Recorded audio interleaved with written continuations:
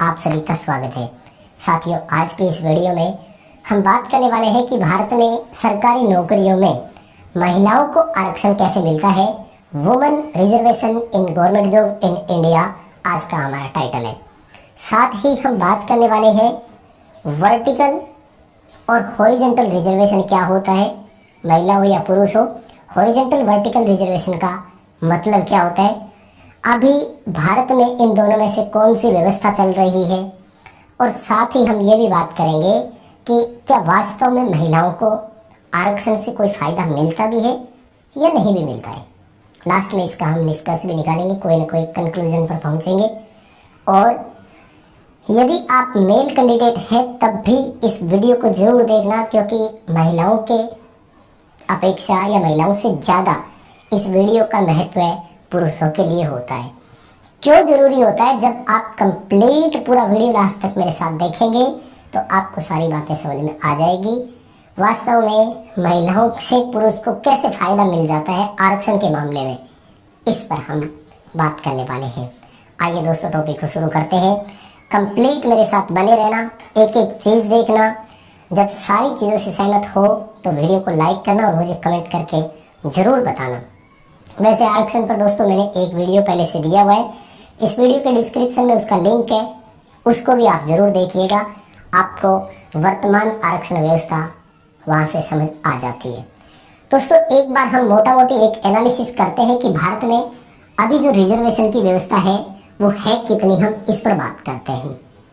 देखो, अभी अगर हम रिजर्वेशन के तौर पर देखें तो सबसे देखो पहले बात कर लेता हूँ मैं, EWS कैटेगरी जो है उनको 10% का आरक्षण है ना। मोटा मोटी जो हम कैटेगरी है उनके बारे में बात करेंगे। SC कैटेगरी है लगभग 16% है, और ST को लगभग 7.5% है। राउंड फिगर में आप चाहो तो इसको 8% एक बार समझ सकते हो। OBC को 27% है। बस ये इतनी कैटेगरी मानो फिलहाल के लिए। वैसे राजस्थान में तो MBC भी है ना, या SBC भी बोलते हैं, जैसे ये गुर्जर और है स्पेशल पिछड़ा वर्ग जो है उनके बारे में बस। और इसके अलावा जितनी भी होती है उसको बोलते हैं अनरिजर्व कैटेगरी, ओपन कैटेगरी उसको कहा जाता है। ठीक है, इस पूरे को लगभग आप जोड़ लीजिए, कितना बनेगा आपका 16, 10, 26 और 7 33 और 40 और 50% के आसपास रिजर्वेशन हो गया ना। ठीक है, 26 और है ना 26, 52 नहीं सॉरी 60% हो गया। लगभग 40% जो है वो सीटें अनरिजर्व रहती है। अभी ये क्राइटेरिया है। ठीक है, क्या मायने होते हैं इसके, इस पर हम बात करेंगे। सबसे पहले बात करेंगे हॉरिजॉन्टल और वर्टिकल रिजर्वेशन क्या होता है, क्योंकि बड़ा अंतर आपको यहीं से समझ में आएगा वास्तव में कोई फायदा होता भी है या नहीं होता है। ठीक है, देखो दोस्तों, हॉरिजॉन्टल का मतलब होता है, हिंदी में बोलते हैं क्षैतिज। ठीक है, और वर्टिकल का मतलब हिंदी में होता है ऊर्ध्वाधर। ठीक है ना। क्षैतिज का मतलब ये होता है कि मान लीजिए किसी वैकेंसी में 100 सीट होती है। ठीक है, ओह सॉरी, मान लीजिए किसी वैकेंसी में 100 सीट होती है, कोई एक वैकेंसी आती है किसी के भी लिए मान लीजिए। हॉरिजॉन्टल रिजर्वेशन का मतलब ये होता है कि वहाँ EWS कैटेगरी के 10 बच्चे ही पहुँचेंगे, चाहे वो कैसे भी पहुँचे। अपनी योग्यता से आ जाते हैं तब भी ठीक है, और उनको अगर आरक्षण की व्यवस्था से खींच कर लाया जाता है तब भी ठीक है। इसी तरह से SC के कुल 16 बच्चे ही आएंगे, ST के मान लीजिए 8 बच्चे आएंगे, और OBC के जो है वो 27 बच्चे आएंगे। बाकी सभी जो 40 बच्चे हैं वो अनरिजर्व कैटेगरी, बोले तो जनरल कैटेगरी के होंगे। फिर यहाँ पर इसको अनरिजर्व नहीं, जनरल कैटेगरी बोला जाता है। इसको ध्यान रखना, जनरल और अनरिजर्व में बहुत अंतर होता है। ठीक है ना। अनरिजर्व का मतलब होता है अनारक्षित, वो किसी के लिए भी रिजर्व नहीं है, सबके लिए खुली सीटें हैं, वो उन पर कोई भी चाहे आ सकता है। तो यहाँ पर ये 40 सीटें अनरिजर्व की ना होकर के जनरल की 40 सीटें हो गई एक्चुअल में। हॉरिजॉन्टल रिजर्वेशन का मतलब है कि जिसका जितना कोटा है बस भैया उतने ही आएंगे। मतलब एक तरह से आपने इन सबको कोटा दे दिया, एक तरह से ये समझ लीजिए। आपने इनको फायदा देने के साथ साथ उन जातियों का भी कोटा फिक्स कर दिया जिनको कोई रिजर्वेशन नहीं था। यानी क्षैतिज व्यवस्था का मतलब ये होता है कि सब अपनी अपनी कैटेगरी में ही जाएंगे, यूं सीधा कोई नहीं जाएगा ऊपर की तरफ। मतलब कुल 100 सीटों में जनरल कैटेगरी के यानी स्वर्ण जातियों के 40 बच्चे आएंगे, एससी के मात्र 16 बच्चे आएंगे, चाहे वो अपनी योग्यता से आ गए हो, चाहे वो रिजर्वेशन के फायदा लेकर पहुंचे हो। यानी आरक्षण का बेनिफिट दे दिया तब भी ठीक है, बेनिफिट नहीं भी लिया। जैसे मैं आपको एक एग्जांपल देता हूं। मान लीजिए कि 1 से लेकर 40 तक जो कि जनरल की सीटें थी, अगर इसमें 5 बच्चे एससी के आ भी गए ना, तो पीछे मात्र 11 बच्चों को ही और लेंगे कि भैया 16 आप हो गए, आपको 16 ही लेना था। ये व्यवस्था कहलाती है हॉरिजॉन्टल रिजर्वेशन। भारत में अभी इस तरह की व्यवस्थाएं नहीं है, केवल महिलाओं के मामले में और दिव्यांग के मामले में, जो फिजिकली हैंडीकैप्ड है उनके मामले में ये क्षैतिज वाली व्यवस्था है। इस पर मैं आगे बात करूंगा। पहले वर्टिकल को लेते हैं। वर्टिकल का मतलब दोस्तों बहुत अच्छा है और भारत में वर्तमान में ऊर्ध्वाधर वर्टिकल आरक्षण व्यवस्था ही है भारत में वर्तमान में। और वर्टिकल आरक्षण व्यवस्था का मतलब ये है कि जो अनरिजर्व की 40 सीटें थी, इसमें टॉप 40 बच्चे आएंगे, चाहे वो किसी भी कैटेगरी का हो, चाहे वो जनरल कैटेगरी का हो, चाहे वो ईडब्ल्यूएस का हो, चाहे एससी का हो, चाहे एसटी का हो। यानी मेरिट लिस्ट में सीरियल नंबर 1 से लेकर 40 तक जितने भी बच्चे हैं वो सब अनरिजर्व वाली सीट में जाएंगे। मान लीजिए कि इस 1 से 40 तक 5 बच्चे एससी के आ भी जाते हैं, तब भी 40 के बाद 16 बच्चे एससी के और लिए जाएंगे। यानी इस भर्ती में 100 सीटों के लिए एससी के 16 और 5 21 बच्चे सेलेक्ट होंगे। बात समझ में आई? इसी तरह से मान लीजिए कि इस 1 से 40 में 5 बच्चे ईडब्ल्यूएस वाले भी हैं, तो 5 यहाँ हो गए और इस 40 के बाद जितने भी 10 बच्चे और हैं उनको आरक्षण का फायदा देकर ऊपर लाया जाएगा। यानी इस भर्ती में 100 में से 15 बच्चे ईडब्ल्यूएस के सिलेक्ट होंगे। ये कहलाती है वर्टिकल आरक्षण व्यवस्था, जो कि भारत में पुरुषों के मामले में है। महिलाओं के मामले में भारत में अभी भी हॉरिजॉन्टल ही है। दिव्यांग हैंडीकैप्ड के मामले में भी हॉरिजॉन्टल ही है, जो कि फायदा नहीं नुकसान है। महिलाओं को वास्तव में आरक्षण से फायदा नहीं मिलता, वास्तव में उनको नुकसान ही होता है। तो मैं आपको बता देता हूँ महिलाओं का अब आरक्षण का मामला क्या है। आइए दोस्तों, अब हम वुमेन रिजर्वेशन का मामला लेते हैं, उनके बारे में बात करेंगे। कैसे महिलाओं की कई सारी चीजें हो रही है, देखो मैं आपको पुरुषों के साथ कंपैरिजन करवा के बताऊंगा, ठीक है। आओ सबसे पहले बात करते हैं दोस्तों। जनरली महिलाओं को 30% आरक्षण दिया जाता है, अपनी कैटेगरी का 30%, ठीक है। कई जगह 1/3 भी दे देते हैं, वो एक अलग बात है। लेकिन अगर हम बात करें तो 30% का रिजर्वेशन है। 30% का मतलब होता है अपनी सीटों का 30%। बोले तो अभी हम देख रहे थे 100 सीट का एग्जाम्पल। मान लीजिए कि इन 100 सीटों में मैं अभी फिलहाल दोस्तों फिर आपको एक ही एग्जाम्पल दे रहा हूँ, वो एससी का दे रहा हूँ। बाकी सभी कैटेगरी के लिए सेम वैसे ही रूल फॉलो होंगे, ठीक है। नहीं तो वीडियो बहुत लंबा हो जाएगा, और इतना लंबा वीडियो तो फिर आप देखते ही नहीं हो। मान लीजिए कि एससी के कुल 16 बच्चे आएंगे आरक्षण से, बाकी आएंगे वो तो अलग चीज है। इन 16 में से लगभग 70% जो है वो पुरुष होंगे और 30% महिलाएं होंगी। 16 3 48, यानी लगभग 5 फीमेल होगी जबकि 11 मेल होंगे। पहली बात तो बताओ, ये समझ में आ गई क्या?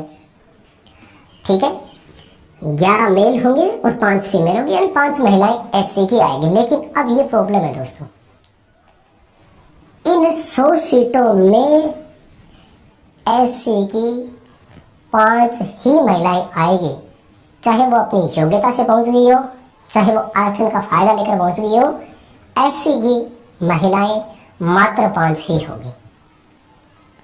अब मैं आपको एक दूसरा एग्जाम्पल और देता हूं। जैसे हमने बात की थी अनरिजर्व की सीटें कितनी है? 40। अगर टॉप 1 से लेकर 40 तक, ध्यान से समझना मेरी बात को, बहुत बड़ी बात बता रहा हूं मैं आपको यहां पर। अगर टॉप 1 से लेकर 40 तक मान लीजिए कि 5 मेल और 5 ही फीमेल एससी के होते हैं। ध्यान से समझना मेरी बात को, महिला आरक्षण क्या है आपको पूरा समझ में आ जाएगा। लाइक जरूर करना, समझ आए तो कमेंट करके मुझे जरूर बताना कि हाँ जी बिल्कुल हमें समझ आए। अगर टॉप 1 से लेकर 40 तक 5 महिलाएं और 5 पुरुष एससी के आ जाते हैं ना, तो श्रीमान महिलाओं का आरक्षण समाप्त हो गया समझ लिया जाता है। मान लिया जाएगा कि महिलाओं को फायदा मिल गया, बस हो गई पूरी 5 महिलाएं। अब अगर यहाँ 41वें नंबर पर एससी की कोई फीमेल है ना, तो उसका सिलेक्शन नहीं होगा। लेकिन वहीं अगर मैं पुरुषों का एग्जाम्पल आपको दूं, तो पुरुषों में जो ये 5 मेल कैंडिडेट है ना, तो ये 5 मेल यहाँ काउंट नहीं होंगे। पुरुषों की अभी भी 11 सीटें सुरक्षित पड़ी है, और अब इस 40 के बाद 11 ऐसे बच्चों को उठा करके लाएंगे ऊपर की, आइए आइए। अगर बीच में महिला है तो उसको घर भेजते रहेंगे। जैसे देखो 41 नंबर पर एससी की फीमेल कैंडिडेट है, सिलेक्शन नहीं होगा। अगर 42वें नंबर पर एससी का मेल कैंडिडेट है तो वो अपनी कैटेगरी में टॉपर होगा, यानी वो यहाँ सेलेक्ट हो गया। 10 बच्चे अभी भी एससी के और सेलेक्ट होंगे। अगर मान लीजिए कि 43वें नंबर पर एससी की कोई फीमेल फिर है तो उसका सिलेक्शन नहीं होगा, और 44 नंबर पर एससी का कोई अगर पुरुष है तो भी उसका सिलेक्शन होगा। बात समझ में आ गई? महिलाओं को अब टॉप 40 में, मान लीजिए कि टॉप 40 में एक भी महिला नहीं आती है, एक भी महिला नहीं आती है, तो कोई बात नहीं। आपको तो 1 से लेकर के, मान लीजिए कि एक वैकेंसी ऐसी है जिसमें 5000 बच्चे एग्जाम देते हैं, अपना छोटा सा एग्जाम्पल लेते हैं। 1 से लेकर के 5000 तक में से केवल 5 फीमेल एससी की चुनी जाएगी, बस इतनी फिक्स बात है। अब अगर वो अपनी योग्यता से आ गई तो ठीक, योग्यता से नहीं आई तो उनको आरक्षण का फायदा दे करके पहुंचा दिया जाएगा। ये है वुमेन रिजर्वेशन। पुरुष के मामले में क्या है, सुनना मेरी बात ध्यान से। हाँ, एक चीज और है।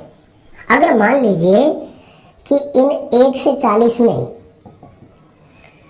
मेल कैंडिडेट मान लीजिए कि 5 आए, कोई बात नहीं, 11 सीटें अभी भी सुरक्षित है। उसके बाद मेल कैंडिडेट जैसे, और मान लो कि मेल कैंडिडेट 50 तक ही पूरे हो गए, लेकिन फीमेल अभी भी नहीं आई है, तो फिर 51वें नंबर वाला मेल जो है उसका सिलेक्शन नहीं होगा, लेकिन 52वें नंबर पर अगर कोई फीमेल है तो उसका सिलेक्शन जरूर होगा। मतलब वो तो मैंने बता ही दिया ना, सीरियल नंबर या मेरिट नंबर 1 से लेकर नीचे तक वो देखेंगे। जहां 5 महिलाएं एससी की पूरी हो गई, आरक्षण वहीं पूरा हो गया, समझ लिया जाता है। महिलाओं के मामले में केवल, चाहे वो अपनी योग्यता से, अपनी क्वालिफिकेशन से आई हो अच्छे नंबर ला करके, और अगर नहीं भी अच्छे नंबर ला पाई तो भी उनको फायदा मिल जाएगा। ये है वुमेन रिजर्वेशन के मामले में। अब दूसरी बात और बताता हूँ, महिलाओं को नुकसान क्या है। अगर मान लीजिए किसी एग्जाम में ऐसा होता है, 5 फीमेल एससी की योग्य पाई ही नहीं जाती है, मान लीजिए मिनिमम क्राइटेरिया पास नहीं कर पाते, मान लो लिख दिया कि एससी के लिए मिनिमम 30% रिटन एग्जाम में आने जरूरी है, और मान लो महिला 30% नहीं ला पाती है, तो उनका सिलेक्शन नहीं होगा। लेकिन उनको नुकसान क्या है कि इनकी ये सीटें कैरी फॉरवर्ड नहीं की जाएगी। कैरी फॉरवर्ड मतलब पुरुषों के मामले में ये होता है कि अगर 11 मेल कैंडिडेट नहीं मिले, मान लो 9 ही मिले, तो 2 सीटें इनकी बैकलॉग बढ़ जाएगी नेक्स्ट ईयर, क्योंकि वैकेंसी हमेशा ईयर वाइज होती है। अगले वर्ष जब भी भर्ती आएगी या नेक्स्ट वैकेंसी जब भी आएगी 5 साल में, 10 साल में, ये 2 सीटें उनकी और प्लस हो जाएगी। महिलाओं के मामले में सीटें कैरी फॉरवर्ड नहीं होती है। अगर उस वर्ष पूरी क्वालिफाइड महिलाएं नहीं पाई जाती है तो उनकी वो सीटें उसी वर्ग के कैंडिडेट के द्वारा भर दी जाती है। मान लीजिए कि यहाँ 5 फीमेल की जगह 3 ही फीमेल पाई जाती है, तो जो 2 सीटें महिलाओं की और रहेगी ना, उनमें इन 11 के बाद पहले तो 11 मेल अपनी कैटेगरी में चले जाएंगे, मेल कैटेगरी में, उसके बाद जो 2 और मेल कैंडिडेट आएंगे उनको यहाँ महिलाएं वाली सीट दे दी जाएगी, क्योंकि एक्चुअल में एससी के 16 पूरे भी तो करने हैं ना। लेकिन जब महिलाएं भी नहीं मिली, पुरुष भी नहीं मिला, तो फिर उनकी सीटें रखी जाती है। इसलिए पुरुषों के मामले में रख दी जाती है, क्योंकि जब अगर मेल कैंडिडेट ही नहीं मिला तो महिला का तो फिर मिलना मुश्किल हो ही जाता है, वैसे भी ये माना जाता है। तो दोस्तों ये था कंप्लीट पूरा रिजर्वेशन के मामले में। जहाँ तक मेरा मानना है, मैंने आपके सारे सवाल इसमें कवर अप कर दिए, है ना। अच्छा, इसमें एक चीज़ और है, मान लीजिए कि 2 फीमेल मेल जो है वो एससी के हैं, और अगर वो भी नहीं मिलते हैं ना, तो फिर जनरल कैटेगरी वाले मेल आएंगे यहाँ पर। जनरल कैटेगरी के मेल से वो सीटें भरी जाएगी फिर। तो कुल मिलाकर के वुमेन रिजर्वेशन का ये था मेरा मोटा मोटी में। उम्मीद करता हूँ समझ गए होंगे। एक बार दोबारा बताता हूँ, महिलाओं के मामले में क्षैतिज आरक्षण है, पुरुषों के मामले में वर्टिकल आरक्षण है, कि जो उछल करके अपनी योग्यता से ऊपर चला गया, ठीक है, फिर रह गए उनको आरक्षण से उठा करके ऊपर ले आएंगे। ये कंप्लीट था मेरे हिसाब से, आप समझ गए होंगे। सहमत हो तो लाइक जरूर करना, चैनल पर नई हो तो सब्सक्राइब कर लो, अपने दोस्तों को वीडियो फॉरवर्ड जरूर कर दीजिएगा।